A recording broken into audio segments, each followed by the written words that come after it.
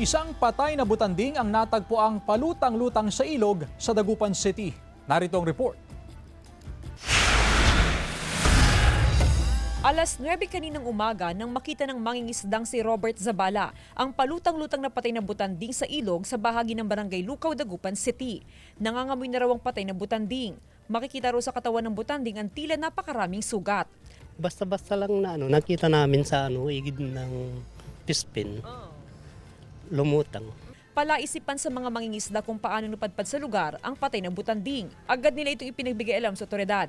Para maano dito sa gilid. Nakita ng mga tao. Yata sa BIPAR eh. Sa ngayon, wala pang pahayag ang Bureau of Fisheries and Aquatic Resources o BFAR kaugnay sa natagpuang patay na butanding. Kinokompleto pa raw ang report kaugnay sa insidente. Kasama si Daryl Peralta, Jasmine Gabriel Galban, One North Central Luzon.